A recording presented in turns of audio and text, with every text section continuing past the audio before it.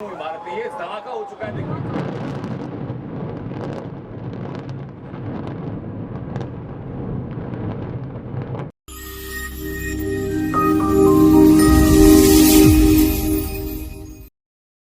गुरुग्राम के आलीशान सोसाइटी के एक टावर को नोएडा के ट्विन टावर्स की तरह ध्वस्त किया जाएगा। दिखाएंगे आपको इस खबर में कि कैसे 9 महीने की जांच के बाद यह फैसला किया गया है कि ये एक कंडम हो चुके हाई प्रोफाइल सोसाइटी के टावर को ध्वस्त कराया जाएगा। नमस्कार, मैं हूं सुनील यादव और आप देख रहे हैं गुरुग्राम न्यूज। अगर आपको याद हो तो इसी साल 10 फरवरी को गुरुग्राम के सेक्टर 109 में चिंटल्स पैराडिसो सोसाइटी के डी टावर में छठे फ्लोर से जो सीलिंग थी वो नीचे गिरती हुई आई और 6 फ्लोर धराशायी हो गए। इस पूरे हादसे में 2 लोगों की मौत हो गई थी, जिसके बाद इस पूरे मामले में एक इंक्वायरी कमेटी गठित की गई और गुरुग्राम के एडीसी के नेतृत्व में इस कमेटी ने जांच की। हालांकि इस पूरे मामले में एफआईआर भी दर्ज की गई, लेकिन आज तक किसी की गिरफ्तारी नहीं हो पाई है। लेकिन पूरी जांच के बाद इस सोसाइटी के डी टावर में स्ट्रक्चरल ऑडिट के लिए आईआईटी दिल्ली की टीम को बुलाया गया और उनके द्वारा यहाँ की जांच कराई गई। करीब 9 महीने की लंबी जांच के बाद एक फैसला लिया गया है कि इस सोसाइटी के यानी कि चिंटल्स पैराडिसो सोसाइटी के डी टावर को अब ध्वस्त कराया जाएगा और इसके लिए क्या क्या नियम अपनाए जाएंगे और कैसा क्या प्रोसीजर होगा उसके बारे में भी आपको इस खबर में जानकारी देंगे और बताएंगे कि इस सोसाइटी के और कितने टावर्स हैं जिनकी जांच की जा रही है और क्या उनको भी ट्विन टावर की तरह गिराया जाएगा। सबसे पहले जो आईआईटी दिल्ली की रिपोर्ट आई है उसके मुताबिक जो गुरुग्राम के डीसी निशांत कुमार यादव ने आज प्रेस कॉन्फ्रेंस करके जानकारी दी है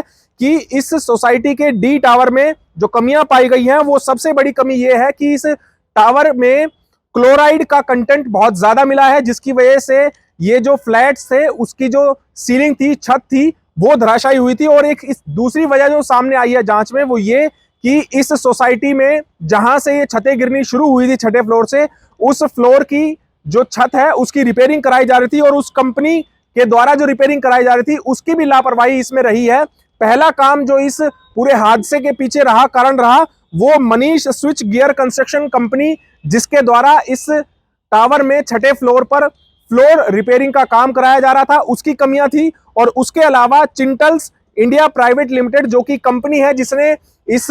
पूरी सोसाइटी को बसाया है, उनकी भी कमियां रही हैं और इसी वजह से ये पूरा हादसा हुआ था। इसके अलावा आईआईटी दिल्ली ने अपनी रिपोर्ट में कहा है कि ये टावर रहने लायक नहीं है, इसको ध्वस्त कराया जाना चाहिए क्योंकि इसको रिपेयर भी नहीं कराया जा सकता। इसमें इतनी कमियां हैं कि इसको रिपेयर कराना ज्यादा महंगा पड़ेगा और अगर रिपेयर करने के बाद भी इसमें कोई रहता है तो वो उनकी जिंदगी के साथ खिलवाड़ होगा, इसीलिए इसको गिराया जाना ही सबसे बेहतर विकल्प माना जाएगा। इसके अलावा गुरुग्राम के डीसी निशांत कुमार यादव ने जानकारी दी है कि सोमवार को डिजास्टर मैनेजमेंट के द्वारा एक ऑर्डर पास किया जाएगा, जिसमें ऑर्डर में कहा जाएगा कि इस सोसाइटी के डी टावर को तुरंत ध्वस्त कराया जाए। इससे पहले इस टावर में जो 50 फ्लैट हैं और जो 50 निवेशक हैं जिन्होंने ये फ्लैट्स खरीदे हैं उनको कैसे कंपनसेट किया जाए उसके लिए भी एक प्रणाली बनाई गई है, जिसके तहत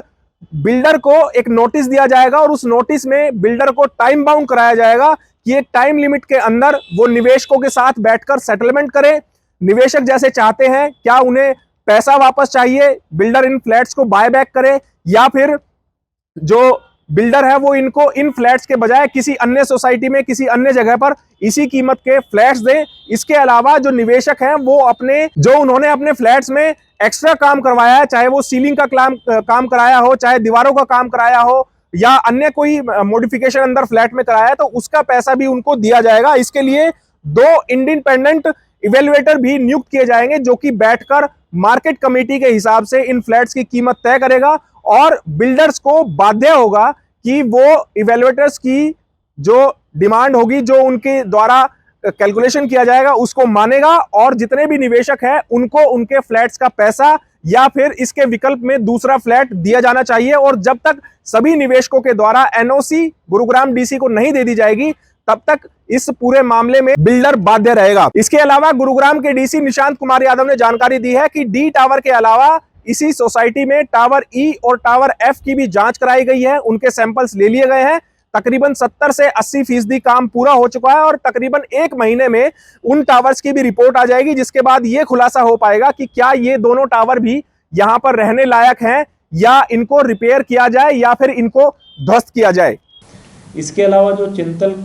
की जो डी टावर था उसकी जांच हमने आईआईटी दिल्ली को दी थी, उसकी रिपोर्ट भी हमारे पास आ गई है। और एक हमने फिर जो कमेटी बनाई थी एडीसी की अध्यक्षता में, उनकी ड्राफ्ट रिपोर्ट मेरे पास है। कल शाम तक मोस्ट प्रोबेबली वो फाइनल रिपोर्ट करके मुझे भेज देंगे, तो उसके कुछ पॉइंट्स भी मैं आपसे शेयर कर लेता हूँ।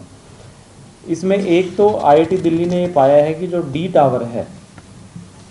इसमें बेसिकली स्ट्रक्चरल डेफिशिएंसीज थी, यानी इसमें कमियां थी, और इसी वजह से जो D603 जो है उसका स्लैब जो है नीचे गिर के आया।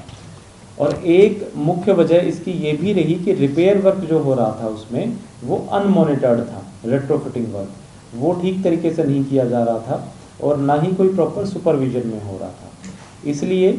कमेटी की ये ऑब्जर्वेशन है कि जो स्टील कोरोडेड रीइंफोर्समेंट है इसको ऊपर से पेंट कर दिया गया है, उसकी जो कोरोजन है यानी उसकी जंग लगना है उसको छुपाने के लिए ऊपर से पेंट कर दिया गया था, जिस वजह से ये चीज़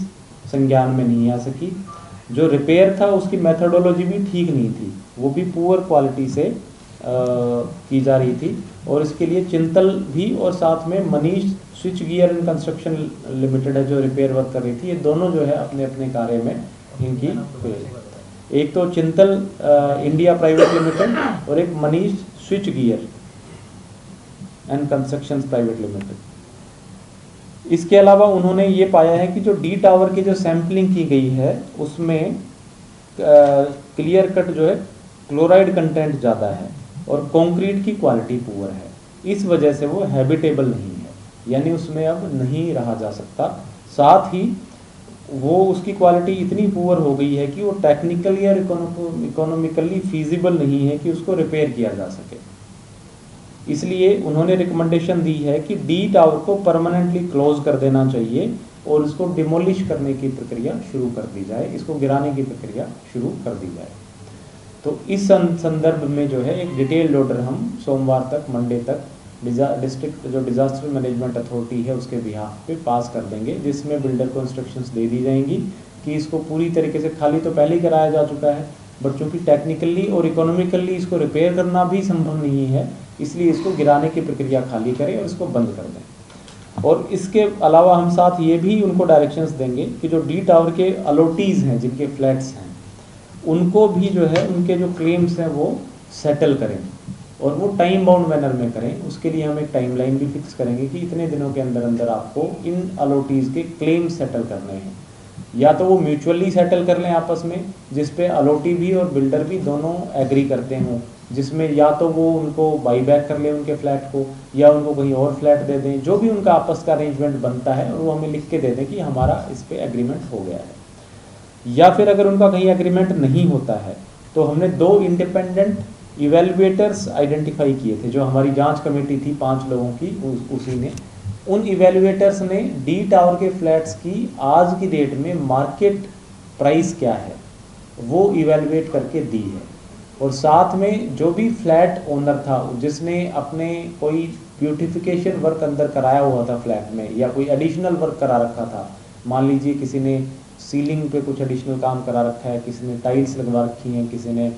वॉल्स पे कुछ करा रखा है, वो भी कॉस्ट जो है उसकी वैल्यूएशन में जोड़ी गई है। तो हमारे पास हर एक फ्लैट की आज की डेट की वैल्यूएशन, मार्केट प्राइस उसकी क्या है, उसकी रिपोर्ट भी वैल्यूएटर्स के द्वारा आ गई है। तो अगर मान लीजिए जो फ्लैट ओनर्स हैं और डेवलपर हैं वो कोई म्यूचुअली सेटल्ड रेट पे एग्रीमेंट पे नहीं पहुंच पाते हैं, तो ये जो वैल्यूएटर्स की प्राइस बताई गई है इस पे जो है वो हम बिल्डर को कहेंगे कि जो फ्लैट ओनर्स हैं उनको आप सेटल कर दीजिए, उनको इतनी पेमेंट कर दीजिए। फिर भी अगर फ्लैट ओनर जो है वो उसको ठीक नहीं मानता या उसको और ज़्यादा लगता है कि मेरी और ज़्यादा मुझे पैसा मिलना चाहिए या कॉस्ट मिलनी चाहिए, तो वो इंडिपेंडेंट है कि वो कोर्ट में कहीं पे भी इस जो डेवलपर के अगेंस्ट केस डाल करके अपने केस को फर्दर परस्यू कर सकता है। तो ये 3 ऑप्शन जो है हम एक बार इन फ्लैट ओनर्स की मीटिंग करके और डेवलपर की मीटिंग करके इनको देंगे। सबसे पहला, ये अपने आपस में म्यूचुअली कोई एग्रीमेंट सेटल कर लें। अगर इनका म्यूचुअल एग्रीमेंट नहीं हो पाता तो जो वैल्यूएटर्स हैं उनकी रिपोर्ट के बेसिस पे उनकी जो प्राइस बताई गई है उस पर सेटल कर लें। अगर उस पर भी जो फ्लैट ओनर्स हैं उनकी सहमति नहीं बनती है, मैं ये इसमें स्पष्ट करना चाहूँगा कि जो डेवलपर है उसके लिए बाध्य है, उसके लिए तो कंपलसरी है कि वैल्यूएटर की रिपोर्ट उसको माननी ही पड़ेगी। लेकिन अगर फ्लैट ओनर्स, कुछ लोगों को अगर ये लगता है कि उनके फ्लैट की कीमत और ज़्यादा थी इससे, तो वो अपना फिर कोर्ट से क्लेम ले सकते हैं, कर सकते हैं। इसके साथ ही साथ उन्होंने आईआईटी की रिपोर्ट में ये भी लिखा है कि जो E&F टावर थे वो बाकायदा दिवाली से जस्ट पहले हमने एक बारी विजिट भी किए थे,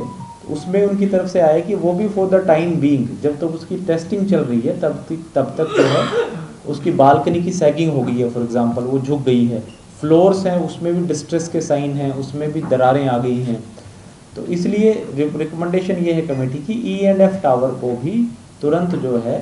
वैकेट करा लिया जाए रेजिडेंट की सेफ्टी के लिए। तो वो भी डायरेक्शंस हम डेवलपर को दे देंगे कि इन 2 टावर के लोगों को भी इनके साथ हम बैठक करके कि भाई इनको आप वैकेट करा के या तो कहीं और फ्लैट में सेटल कर दीजिए जैसे D टावर वालों को किया है, या इनको बाहर कहीं रेंट दे दीजिए और रेंट एग्रीमेंट इनके साथ करिए जब तक आपके E&F टावर रहने के लिए ठीक नहीं हो जाते। और उसके लिए फिर हमने आईआईटी से आग्रह किया है कि इनकी जो E&F की जो टेस्टिंग का है वो जल्दी से जल्दी करके उसकी रिपोर्ट भी हमें सबमिट कर दी जाए। हमें उम्मीद है कि 1 महीने में हमें E&F टावर की रिपोर्ट भी सामने आ जाएगी। इसकी प्रोसेस हम फाइंड आउट कराएंगे। अभी नोएडा में ट्विन टावर्स में हुआ था तो हम वहाँ के अथॉरिटीज से भी टच में हैं कि उन्होंने क्या प्रोसेस इसको अडॉप्ट की है, और उस आधार पे प्रोसेस आइडेंटिफाई करके एक्शन अकॉर्डिंगली लिया जाएगा। अभी इस स्टेज पे क्योंकि E&F टावर की अभी रिपोर्ट ही नहीं आई है तो कहना जल्दबाजी होगा कि किस प्रकार से उनको कराएंगे। इसको हमने अभी समय पे तो नहीं फिक्स किया है, लेकिन टेंटेटिवली जो इनका सेटलमेंट का पीरियड है उसमें 2 से 3 महीने का हम टाइमलाइन रखेंगे कि आप इतने ड्यूरेशन में रेजिडेंट से जो फ्लैट ओनर्स हैं उनके साथ अपनी सेटलमेंट कर लें, और उसमें बिल्डर को कहा जाएगा कि सेटलमेंट करके उनकी तरफ से रिटर्न लेटर हमें प्रोड्यूस करें कि भाई वो फ्लैट ओनर है, वो आपकी सेटलमेंट से एग्री है। तब तक आप बिल्डर का वो रिलीज नहीं करेंगे, जो भी प्रॉपर्टी तब तक उनकी प्रॉपर्टीज हैं, रजिस्ट्रेशन वगैरह सारी चीज़ें बंद हैं, वो तब से बंद चल रही हैं, वो तब से बंद रहेंगे। सिर्फ ऐसा नहीं है कि चिंटल्स के D टावर को ही ध्वस्त करने के लिए गुरुग्राम प्रशासन काम कर रहा है, बल्कि इसके अलावा गुरुग्राम की तकरीबन 70 ऐसी सोसाइटीज हैं जिनके द्वारा जिला प्रशासन को रिक्वेस्ट की गई थी कि उनकी सोसाइटीज के स्ट्रक्चरल ऑडिट कराया जाए। इनमें से 16 ऐसी सोसाइटीज हैं जिनके स्ट्रक्चरल ऑडिट कराए जा रहे हैं। उनकी भी रिपोर्ट आने वाले कुछ समय में आ जाएगी और उसके बाद तय हो पाएगा कि ये जो 16 सोसाइटी जिनकी अभी जांच की जा रही है, क्या ये भी रहने लायक है या फिर इनको रिपेयर कराया जाए या क्या विकल्प निकाला जा सकता है। उसके लिए भी गुरुग्राम जिला प्रशासन लगातार कार्रवाई कर रहा है। जैसे ही 16 सोसाइटीज की रिपोर्ट आएंगी उसके बाद जो बाकी सोसाइटीज जिनकी शिकायत आई हुई है उनकी भी जांच कराई जाएगी, और गुरुग्राम में ना जाने इतनी कितनी सोसाइटियां होंगी जो कि ध्वस्त करानी पड़ेंगी। और जैसे नोएडा में ट्विन्स टावर को धराशायी कर दिया गया, उसी तरह से गुरुग्राम में कितनी सोसाइटीज ऐसी होंगी जिनको ध्वस्त कराया जाएगा। गुरुग्राम के डीसी निशांत कुमार यादव ने बताया कि नोएडा में ट्विन्स टावर को गिराने वाली अथॉरिटीज से भी गुरुग्राम प्रशासन संपर्क में है और उनसे भी इन सभी विकल्पों पर बात की जा रही है कि गुरुग्राम के चिंटल्स पैराडिसो के टावर D को किस तरह से गिराया जा सकता है ताकि आसपास जो टावर्स बने हुए हैं उनको किसी तरह का नुकसान ना हो। इन सभी विकल्पों पर चर्चाएं जारी हैं। इस सिलसिले में हमने 16 सोसाइटीज की स्ट्रक्चरल ऑडिट की प्रक्रिया जो है वो शुरू कर दी थी। इसके लिए हमने हमारे पास वैसे शिकायत तो लगभग 70 सोसाइटीज़ की आई हुई है, लेकिन जो प्रमुख उसमें से 16 सोसाइटीज़ थी उनकी स्ट्रक्चरल ऑडिट हमने शुरू की है। उसके लिए हमने एजेंसीज़ एम्पैनल की थी, क्योंकि जो गवर्नमेंट एजेंसीज़ हैं, IITs हैं, उनमें काफ़ी समय लगता है ऑडिट कराने में। तो लगभग 2-2.5 महीने पहले हमने 4 एजेंसीज जो है एम्पैनल की थी और उनको ये 16 सोसाइटीज़ दे दी गई हैं। 15 नवंबर तक यानी 10 दिन के अंदर अंदर इनकी रिपोर्ट हमारे पास आ जाएगी। लगभग सब में सर्वे का कार्य 70-80% तक पूरा हो चुका है, जो फर्स्ट स्टेज हमारा सर्वे है। 15 नवंबर तक हमें ये पोजीशन मालूम होगी कि इन 16 सोसाइटीज़ में से कितनी ऐसी हैं जिनमें स्ट्रक्चरल इशू हैं ही नहीं, जो सेफ़ हैं, या कितनी ऐसी हैं जिनमें स्ट्रक्चरल इशू हैं, अनसेफ हैं और उनमें फर्दर टेस्ट्स कराए जाने की ज़रूरत है। तो ये 16 सोसाइटीज़ होने के बाद हम जो बची हुई लगभग 50-55 सोसाइटीज़ हैं उनका भी स्ट्रक्चरल ऑडिट इन्हीं एजेंसीज़ के थ्रू शुरू कर देंगे। और इसमें हमने स्ट्रक्चरल ऑडिट इन 16 सोसाइटीज़ का कराया है, उसमें जो एजेंसी हैं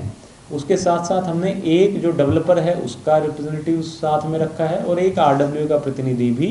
इनके साथ में रखा है, ताकि वो भी अपनी बात ठीक तरीके से ऑडिट करने वाली एजेंसी तक पहुंचा सके कि कहाँ कहाँ पे उनके सोसाइटी में उनको पुअर कंस्ट्रक्शन नज़र आता है, पुअर क्वालिटी नज़र आती है, तो वो उनको मिल सके। चिंटल्स पैराडिसो के टावर डी में स्ट्रक्चरल ऑडिट के अंदर क्लोराइड कंटेंट ज्यादा पाया गया, जो कि एक मुख्य वजह रहा कि ये टावर जल्द ही कंडम हो गया। अब देखना होगा कि जो ई और एफ टावर है उसकी जब जांच रिपोर्ट आएगी तो क्या उसमें भी क्लोराइड कंटेंट की मात्रा अधिक पाई जाती है, और उसके बाद अगर ऐसा होता है तो सवाल एक बड़ा उठता है कि गुरुग्राम में अगर कोई भी कंस्ट्रक्शन होती है तो उसमें एसटीपी का पानी यानी कि ट्रीटेड वाटर इस्तेमाल करने की गाइडलाइंस है, और अगर ऐसा हुआ तो गुरुग्राम में बहुत सी ऐसी सोसाइटीज हैं जिन्होंने ट्रीटेड पानी इस्तेमाल किया अपने निर्माण के लिए, तो ऐसे में गुरुग्राम में जितनी भी सोसाइटीज बनी है वो खतरे में आ जाएंगी। इस खबर के बारे में आप हमें अपनी राय कमेंट करके जरूर दीजिएगा, साथ ही साथ आप इस खबर को जरूर शेयर कीजिएगा ताकि सभी लोगों तक सही जानकारी सही समय पर पहुंच पाए। नमस्कार।